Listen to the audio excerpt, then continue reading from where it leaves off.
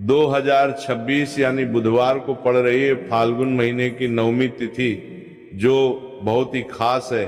और भक्तों, ये वह तिथि है जो फाल्गुन मास में पड़ने वाली सबसे बड़ी तिथि है, क्योंकि ये बुधवार के दिन पड़ रही है और इसका बहुत ही बड़ा और विशेष महत्व होता है। पूज्य पंडितों और गुरुओं ने कहा है कि अगर कभी भी मौका लग जाए और फाल्गुन महीने की 9वीं तिथि बुधवार को पड़ जाए तो आप लोगों को 7 हरे दुर्वा घास का उपाय तो अवश्य ही करना चाहिए। इन दोनों का संयोग बहुत ही कम आता है। इसी के साथ में पंडितों और गुरुओं ने अपनी शिव पुराण कथा में बताया है कि इस दिन आपको 7 हरे दुर्वा का उपाय तो आपको अवश्य ही करना चाहिए, क्योंकि ऐसा दिन पूरे साल में सिर्फ एक ही बार आता है। और भक्तों, आप सभी लोग जानते हो कि बुधवार 9वीं तिथि का अगर सबसे बड़ा कोई उपाय है तो वह 7 हरे दुर्वा वाला उपाय है। तो भक्तों, इस बुधवार के दिन आप लोगों को इस 7 हरे दुर्वा वाले उपाय को जरूर करना है। बहुत सारे लोग होंगे जिन लोगों ने इस उपाय को ना किया हो, मतलब पूरा साल निकल गया, उन्होंने किसी भी दिन इस हरे दुर्वा वाले उपाय को ना किया हो। पर भक्तों, आपके पास एक आखिरी मौका बचा हुआ है जो कि 25 फरवरी के दिन है। तो इस दिन आप लोगों को इस वाले उपाय को जरूर कर लेना है। भले ही आपने पूरे महीने भर इस उपाय को ना किया हो, पर अगर आपने इस फाल्गुन महीने की 9वीं तिथि के दिन अगर इस वाले उपाय को कर लिया तो आपको इस उपाय को करने का वह फल मिलेगा जिसकी आपने कभी कल्पना भी नहीं करी होगी। इसीलिए आप लोग इस वाले उपाय को एक बार जरूर कर लेना है, ताकि आप लोगों के हाथ से ये मौका ना जा सके और आपको इस उपाय को करने का फल मिल सके। भक्तों, ये उपाय पंडित जी ने अपनी अभी की ही श्री शिव महापुराण की कथा में बताया है, जिस उपाय को आज हम आपको बहुत अच्छे से समझाने वाले हैं। इस वीडियो को देखने के बाद इस उपाय को समझने के लिए आपको कोई और वीडियो को देखने की जरूरत नहीं पड़ेगी। तो चलिए भक्तों, उपाय को शुरू करते हैं। देखिए, ये इस फाल्गुन महीने के बुधवार 9वीं तिथि का दिन ये इतना खास होता है, इतना महत्वपूर्ण होता है। देखा गया है कभी कभी बड़े बड़े पूजा पाठ अनुष्ठान से जो मनोकामना पूर्ण नहीं होते, फाल्गुन महीने के बुधवार 9वीं तिथि के दिन एक छोटे से उपाय करने से ही आपकी मनोकामना पूर्ण हो जाती है। और बहुत सारे लोगों ने इस उपाय को किया भी है और उनको इस उपाय को करने का फल भी जरूर मिला है। अगर आप लोग भी इस उपाय को करना चाहते हैं तो आप इस उपाय को पहले अच्छे से समझ लेना, सुन लेना, उसके बाद करना। आपको इस उपाय का फल जरूर मिलेगा और इस उपाय को कर लेने से आपके घर में चाहे किसी भी प्रकार की दुख और समस्या क्यों ना चल रही हो, आपको उसका कारण भी नहीं पता है कि भाई ये समस्या किस कारण से चल रही है। उसका कुछ भी कारण हो सकता है, जैसे पितृदोष हो सकता है या किसी भी तरह का मंगल दोष भी हो सकता है। तो इस दिन आप लोगों को ये वाला उपाय कर लेना है। ये एक ऐसा उपाय है जिस उपाय को अगर किसी विशेष दिन पर किया जाए तो भाई उस विशेष दिन का जो है वह तो हमें मिलता ही मिलता है, पर हमने उस दिन पर इस उपाय को किया है तो हमें उससे भी बड़ा फल मिलता है, और फल बहुत जल्दी मिलता है, क्योंकि आप इस उपाय को बहुत ही बड़े और विशेष दिन पर कर रहे हो। तो चलिए अब उपाय के बारे में बात करते हैं, लेकिन उससे पहले आप लोगों को ये जानना आवश्यक है कि आखिर ये उपाय किस समय करना है, किसको करना है और कैसे करना है। तो चलिए हम आगे आपको वीडियो में एक एक करके बता देते हैं। लेकिन उससे पहले अगर आप लोग हमारे चैनल पर पहली बार आए हैं या फिर मेरी आवाज आज पहली बार सुन रहे हैं तो हमारे चैनल को सब्सक्राइब जरूर कर लेना और इस वीडियो को लाइक करके कमेंट बॉक्स में श्री शिवाय नमस्तुभ्यम ओम नमः शिवाय जरूर टाइप कर देना।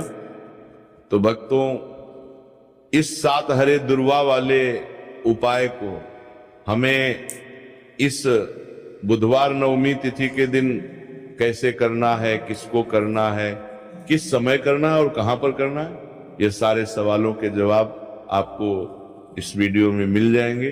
और जो ये वीडियो देखेगा भाई, उसको 7 हरे दुर्वा वाला उपाय जरूर करना चाहिए, क्योंकि इस दिन एक हरे दुर्वा का भी बहुत ही बड़ा और विशेष महत्व होता है। और जब बात आ जाए 7 हरे दुर्वा की तो ये सोने सुहागा वाली बात हो जाती है और ये एक बहुत ही बड़ा उपाय हो जाता है इस बुधवार नवमी तिथि का। तो अब भक्तों, इस 7 हरे दुर्वा वाले उपाय को आखिर करना किसको है, सबसे पहले हम लोग वो बात जान लेते हैं। तो देखो, घर की जो बड़ी माताएं बहनें होती हैं, उन माताओं बहनों में से कोई भी एक बड़ी माता बहन इस वाले उपाय को कर सकती है। और भक्तों, अगर आप चाहे तो अपने घर में से सभी सदस्यों को भी इस उपाय को करवा सकते हैं। अगर किसी व्यक्ति की खुद की कोई मनोकामना है, खुद को की कोई दुख और परेशानी है जो कि वो अपने लिए ही करना चाहता है, इस वाले उपाय को तो वो खुद अपने लिए भी कर सकता है। बाकी अगर कोई घर में से ऐसा है जो कि अपने पूरे घर परिवार की सुख और शांति के लिए ये वाला उपाय करना चाहता है, तो भाई वो भी कर सकता है, उसमें भी कोई दिक्कत वाली बात नहीं है। अब भक्तों, इस हरे दुर्वा वाले उपाय को हमें करना कहां पर है? देखो, हमें शिवलिंग के पास में जाकर करना है। बहुत सारे लोग प्रश्न करते हैं हर एक उपाय को करते समय, क्या हम इस उपाय को घर पर या मंदिर में कर सकते हैं? देखो, तो इस वाले उपाय को आप मंदिर में करोगे तो अच्छा रहेगा, घर पर नहीं करना इस वाले उपाय को।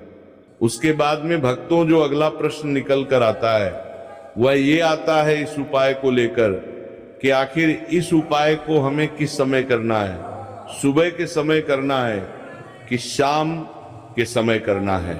तो देखो, इस वाले उपाय को आप लोग सुबह के समय भी कर सकते हो और शाम के समय प्रदोष काल में भी कर सकते हो। Here's how I created my latest floral earrings. I love to look for inspiration in nature. I start by shaping the wire, then अब अगर आप पूछो कि भाई साहब, सबसे उत्तम समय कौन सा रहेगा इस 7 हरे दुर्वा वाले उपाय को करने का, तो हम आपसे बस यही कहेंगे कि इस उपाय को आप सुबह के समय करेंगे तो ज्यादा बेहतर होगा। बाकी अगर शाम के समय भी करेंगे तो भी अच्छा होगा, उसमें कोई भी दिक्कत वाली बात नहीं है। बस ध्यान रहे कि शाम के समय जल लेकर नहीं जाना है, जल के स्थान आप दीपक लेकर जाएंगे तो बेहतर होगा। और बुधवार नवमी तिथि के दिन कोशिश करना कि समय के अंतर्गत ही कर लो, किसी कारणवश ना कर पाओ तो थोड़ा देरी से भी कर सकते हो, आपको उपाय का फल जरूर मिलेगा। देखिए, इस वीडियो में जितने भी उपाय हम आपको बताएंगे सभी उपाय सरल है। देखो, गुरु जी ने कहा है कि बुधवार नवमी तिथि के दिन आपको चौमुख दीपक वाला उपाय तो अवश्य ही करना चाहिए। वीडियो के अंतिम में आपको उपाय बताया जो आपको करना है। देखो, आगे बढ़ने से पहले वीडियो को एक लाइक जरूर करें।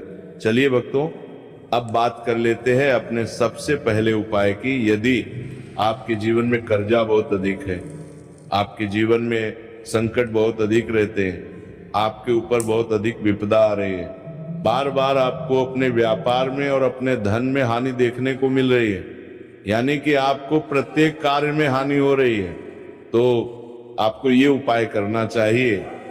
इस उपाय को करने के लिए आपको 2 चीजों की आवश्यकता होगी। सबसे पहले दुर्वा, आप जानते हो, जो कि भगवान गणेश जी को समर्पित होती है, तो आपको वह दुर्वा की आवश्यकता होगी।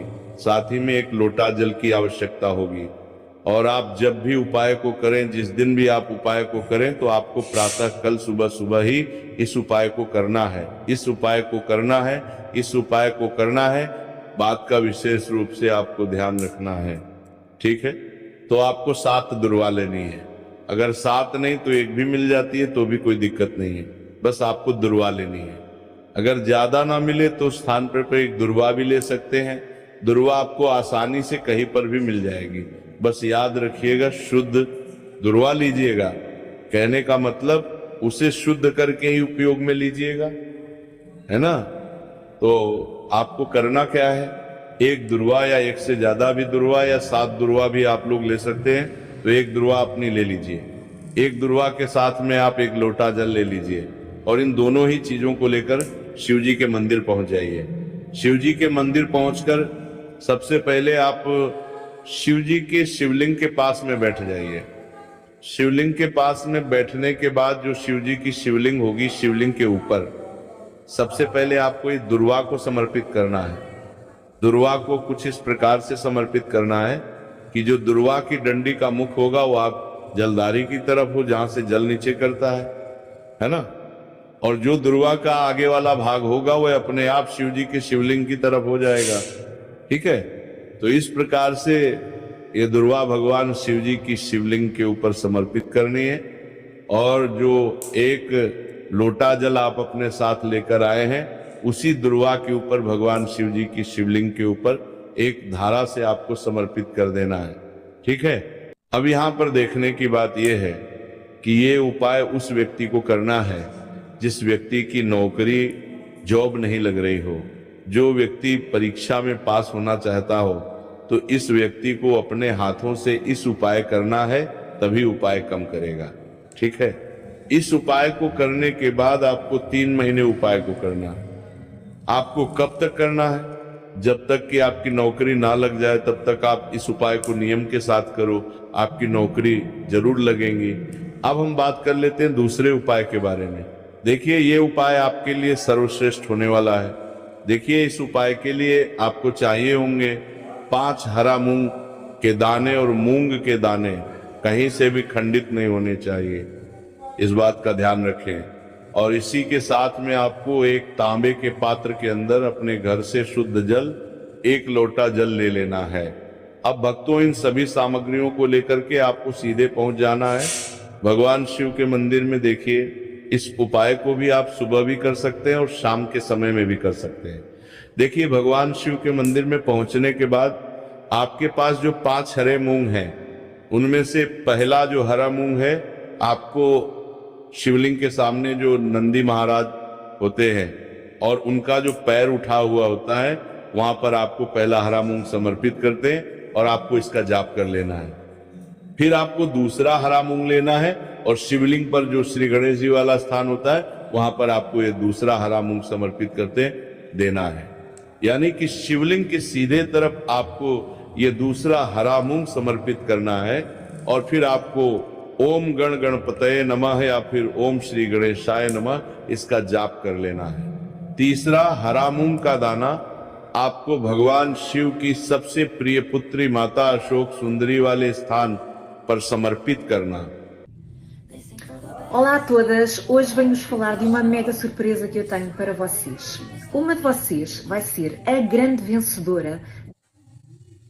शिवलिंग की जो जलाधारी होती है, जहां से जल बह के आता है, उसी जलाधारी के बीच में जो कहीं कहीं उठी हुई लाइन होती है सांप की आकृति के रूप में, वहीं पर आपको तीसरा हरा मूंग समर्पित करना है। और फिर आपको ओम नमः शिवाय इसका जाप करना है, लेना है। अब भक्तों, चौथा जो हरा मूंग है उसे आपको भगवान कार्तिक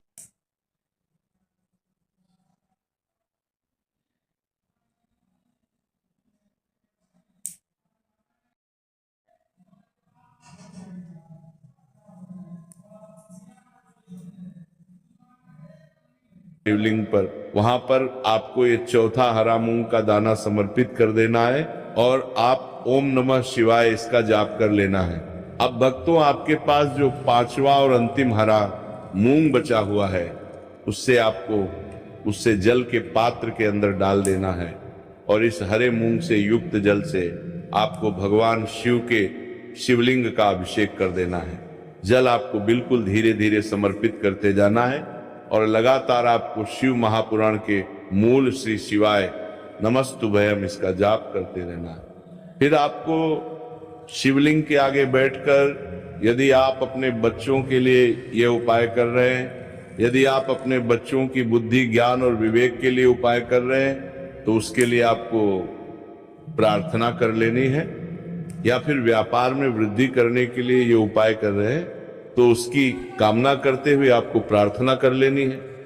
या फिर अपनी नौकरी के लिए कर रहे हैं, या फिर अपने इंटरव्यू के लिए, या फिर धन की प्राप्ति के लिए कर रहे हैं, जिस भी कामना के लिए आप उपाय कर रहे हैं उसे परिपूर्ण करने की आपको महादेव से प्रार्थना कर लेनी है और फिर आपको वापस अपने घर आ जाना है। पूज्य गुरु जी ने कहा है कि जो भी व्यक्ति इस उपाय को कर लेता है तो यकीन मानिए आपके जीवन की जो सारे संकट, कष्ट और बाधाएं ही वो सभी समाप्त होंगे। देखो, तीसरे उपाय है वो भी बहुत ज्यादा खास है। तीनों उपाय को आप जरूर सुनना, क्योंकि जो आपको अच्छा लगे वो उपाय आप कर सकते हैं। देखिए, इस उपाय के लिए आपको 2 हरी इलायची लेनी होगी। हरी इलायची आपको साबुत लेनी है, खंडित नहीं होनी चाहिए। और इसी के साथ में आपको मात्र थोड़ा शहद लेना है। शहद आपको मात्र आधा चम्मच या फिर उससे भी कम ले लेना है। और इसी के साथ में आपको एक चौमुखी दीपक ले लेना है। दीपक आप चाहे तो मिट्टी का भी ले सकते हैं, और आप चाहे तो शुद्ध आटा मढ़कर उसका दीपक भी आप तैयार कर सकते हैं। इस दीपक के अंदर आपको मौली का जो धागा आता है कलावा का, उसकी बाती का प्रयोग करना होगा। यानी कि इस दीपक के अंदर आपको लाल रंग की बाती का प्रयोग करना होगा, और इस दीपक के अंदर आपको शुद्ध घी का प्रयोग करना होगा।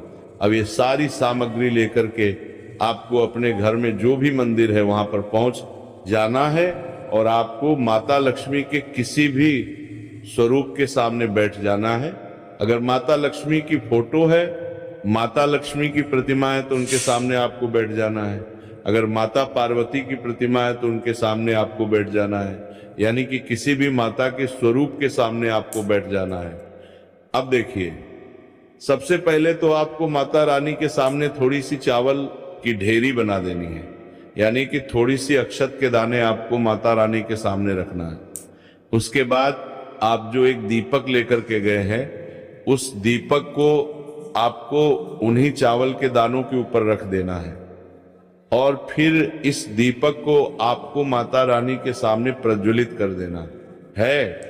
देखिए, इस दीपक को प्रज्वलित करते समय आपको ओम महालक्ष्मी नमः इस मंत्र का लगातार जाप करते रहना है।